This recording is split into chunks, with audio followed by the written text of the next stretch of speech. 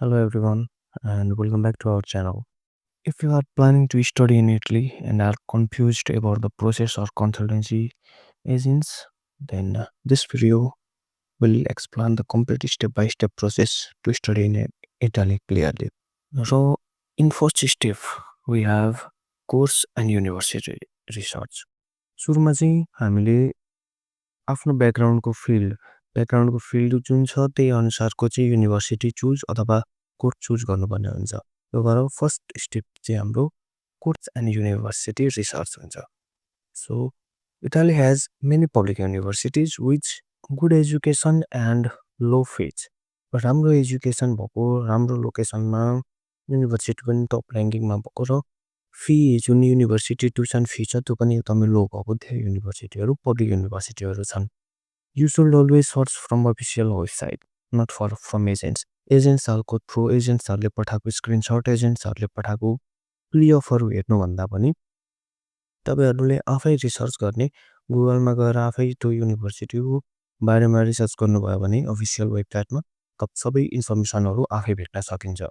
Research गर्दाखेरि के ध्यान दिनुपर्छ भने कोर्स ल्याङ्ग्वेज कुन जुन तपाईँले चुज गर्नुभएको कोर्स छ त्यो कोर्स चाहिँ कुन ल्याङ्ग्वेजमा छ कुन ल्याङ्ग्वेजमा पढाइ हुन्छ इङ्ग्लिसमा हुन्छ या फिर इटालियनमा हुन्छ या फिर दुइटैमा हुन्छ फर्स्ट त्यो गर्नुपर्ने हुन्छ। त्यस पछाडि इन्ट्री रिक्वायरमेन्ट के छ त त्यस पछाडि एप्लिकेसन डेडलाइनहरू जस्तै इन्ट्री रिक्वायरमेन्टमा अब इङ्ग्लिस टेस्ट पढो एलओआर एमओआई मोटिभेसनल लेटरहरू अनि कुनै युनिभर्सिटीहरूको चाहिँ इन्ट्रान्स एक्जाम पनि हुन्छ। युनिभर्सिटीले आफै इन्ट्रान्स एक्जाम अथवा इन्टरभ्यू लिने गर्छ। त्यो चाहिँ सबै रिसर्च गर्नुपर्ने हुन्छ। र अब इन्जिनियरिङ स्टुडेन्टहरूको लागि चाहिँ बेस्ट युनिभर्सिटी भनेको बोलोग्ना पडुवा मेसिना यिनीहरू चाहिँ एकदमै पपुलर युनिभर्सिटी हो फर इन्जिनियरिङ स्टुडेन्ट। र सेकेन्ड स्टेपमा छ चाहिँ डकुमेन्ट प्रिपेरेसन। अब युनिभर्सिटी चुज गरिसकेपछि डकुमेन्टहरू प्रिपेरेसन गर्नको लागि चाहिँ के गर्नुपर्छ त after selecting the university prepare your documents first academic certificate and transcript passport Europass CV motivational letter English proficiency is required युनिभर्सिटीमा रिक्वायर्ड छ भने र student must translate and legalise document from MOFA Nepal.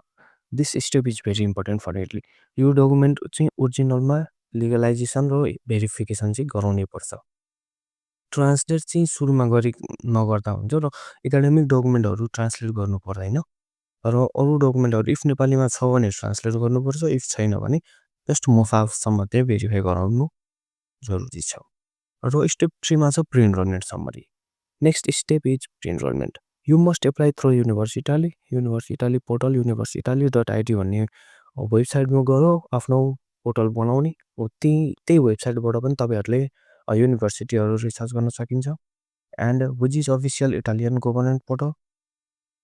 Here you select your university upload document and submit your application. केही पनि छैन त्यही just ID बनाउने हो पोर्टल आइडी बनाउने रजिस्टर गर्न फोन नम्बर इमेल्स र आफ्नो पर्सनल डिटेल्स एन्ड पासपोर्ट बास त्यति भए पुग्छ।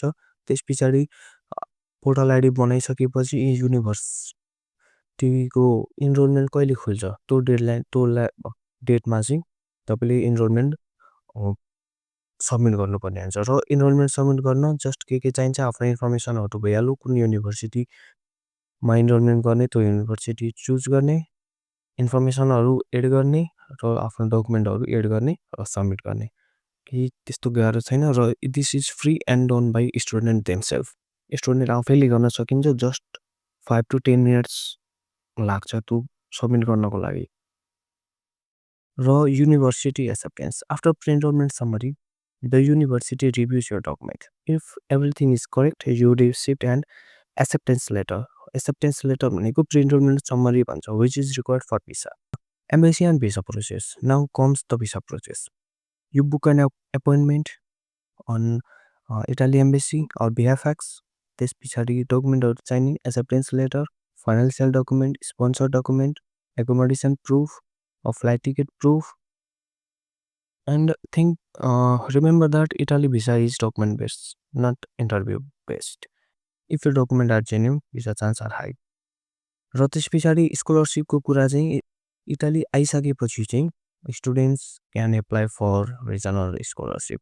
अगाडि नेपालबाटै चाहिँ पोर्टल आइडीमा गरेर रिसर्च मात्रै गरेको हुन्छ र सबै प्रोसेसहरू भनेको चाहिँ इटाली आइसकेपछि मात्रै हुन्छ सुरु हुन्छ this scholarship can provide you tuition fee hostel recommendation नेपालबाट एप्लाई गर्ने भनेको चाहिँ रिजर्भ मात्रै गर्ने मैले अघि भनिहालेँ रिजर्भ गर्ने मात्रै हो सबै प्रोसेसहरू चाहिँ इटाली आइसकेपछि मात्रै सम्भव हुन्छ र लास्टमा के भन्न चाहे भने many agents charge lakh of rupees for this process यो स्मल प्रोसेस यति इजी प्रोसेसको लागि एकदमै लाख चार्ज गर्ने गर्छन् एजेन्ट्सहरूले but remember that universities are government run यो सबै पब्लिक युनिभर्सिटी हो र पब्लिक युनिभर्सिटीहरू सबै गभर्मेन्टले चलाइरहेको हुन्छ एप्लिकेसन आर अनलाइन एप्लिकेसनहरू हुन्छ र स्टुडेन्ट्सहरूले डाइरेक्टली एप्लाई गर्न सकिन्छ so agent do not control universities office and at last if you can